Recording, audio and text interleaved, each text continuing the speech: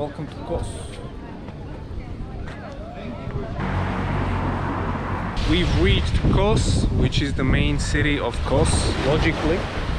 Over there you can see Turkey, Bodrum. So we're on our way from Kos to Bodrum. We just need our passport. Let's see if we can find our boat and get out of Greece for one day to attend the Jummah. I already have my Sunnah bath with me, inshallah. There's a big tension between Greece and Turkey. That's Turkey over there, right over there. It's Turkey. And if there was a war between Turkey and Greece, it would be so pointless, because like it's so beautiful in these countries that like no one would fight in the island. Like you go to the island, let's say there's like hundreds of islands, of Greek islands, and that Turkey would like to invade them or something. Like who would want to fight on an island with the beautiful weather? And like it's pointless. Like you have to have a war inland. That's where it works.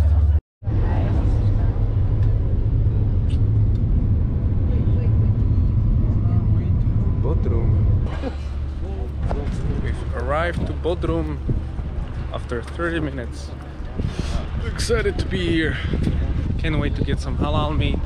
Haven't been here almost 1 year. SubhanAllah.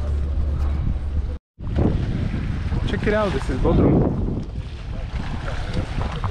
Right there, there's the mosque. So we'll see. We have found probably the largest mosque in Bodrum behind me. You can see with 2 minarets. I just need to meet someone and ask them what time is Jummah. So we're in the mosque.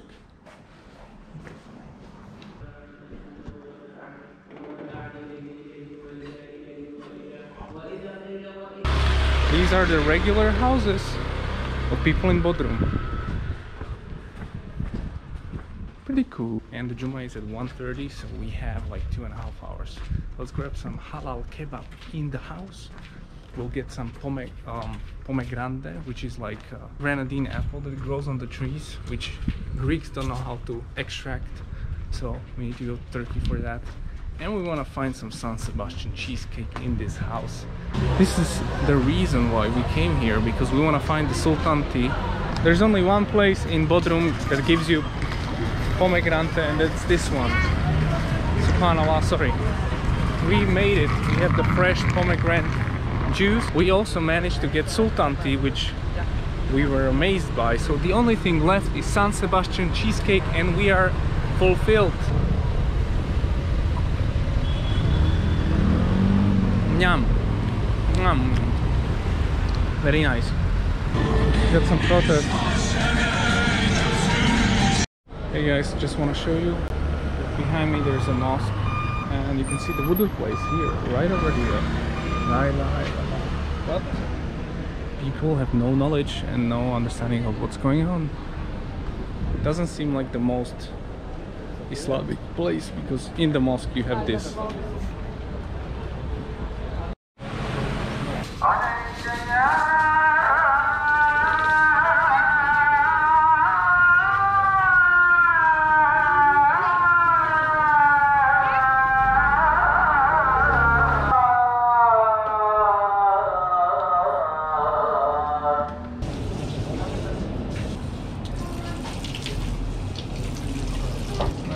Let's go to the Jummah now.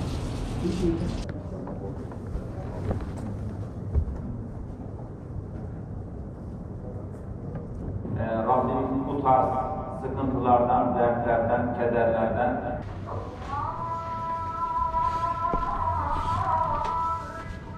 Allahu Ekber, Allahu Ekber, Allahu Ekber. Jummah is over. That's how it looks on the castle. You can see the castle has also a minaret in the distance. So let's check it out. Değerli ziyaretçilerimiz, ziyaretiniz süresince eserleri ve vitrinleri Check the mosque, guys. This mosque is inside the castle. In the ancient, basically when people died, one of them had the name of the person and the name of the god with whom they associated.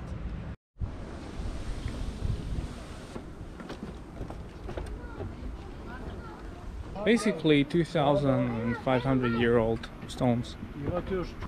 Let's look at the view. So this is Bodrum, guys. Check it out. Looks really nice. Guys, I don't know if you can see, but behind me there is a shipwreck with all these things, and guess how old it is? 1,200 years before Christ. And then it's pretty crazy how many civilizations lived here.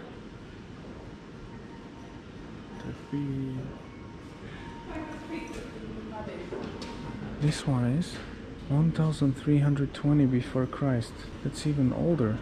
Check this out. Who's here? I think that's Jan. Cross-dressing? No. That's the end of the trip. We're on our way back to Greece, Kos. Back in Kos? Okay, so we got this for free, I guess. Look at these things, subhanAllah.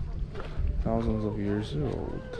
This place has been a clash of many civilizations, like Mycenaean, Mykian. They had the Trojan horse. So you have the Trojan Wars. You have all these things happening here because of these bunch of civilizations, and a lot of them were wiped out by natural disasters, either like earthquakes or whatever. So Allah has shown them that, hey, what you guys are doing is bad, because they have all been polytheistic.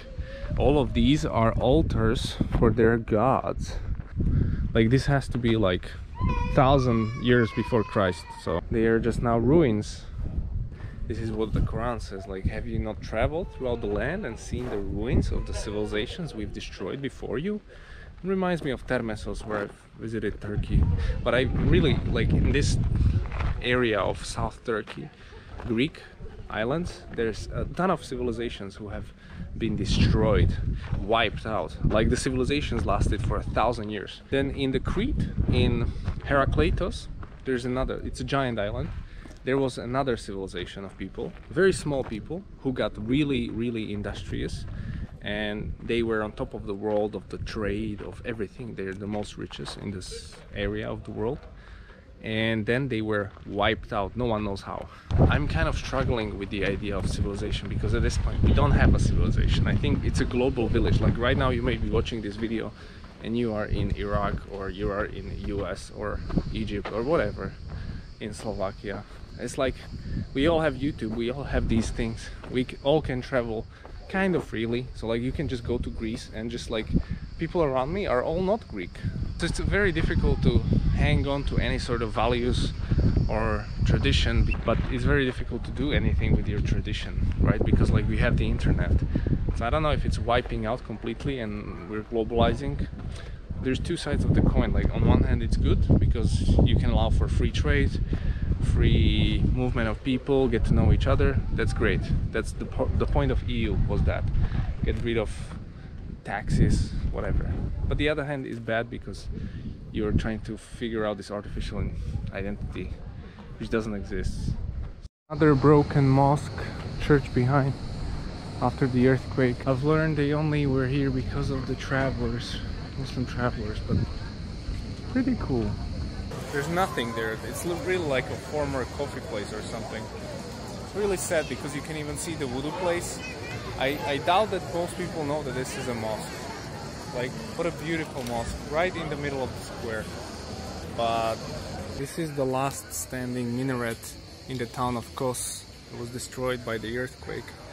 And there's a verse of the Quran here, right above the wudu, talking about the water, I guess. This is what I left. Minaret in the middle of nothing. All of these are lost civilization of Minoan and Mycenaean civilizations. Look how big this was. This was actually like a city, a harbor, and now it's like people walk around half naked. I was thinking of like a lot of us people here, tourists, we all look the same, even though we have different nationalities. But just the way we dress, it's all the same. We are all globalized capitalists, brands wearing people. You know, we don't really have our own fashion, and so it kind of occurred to me like that's so weird, because like in the past you would recognize a Viking, you would recognize a Slavic person, you would recognize a Muslim person. Today you don't. We all look the same, kind of. We all wear the same things. It wasn't the case like maybe like 100 years ago.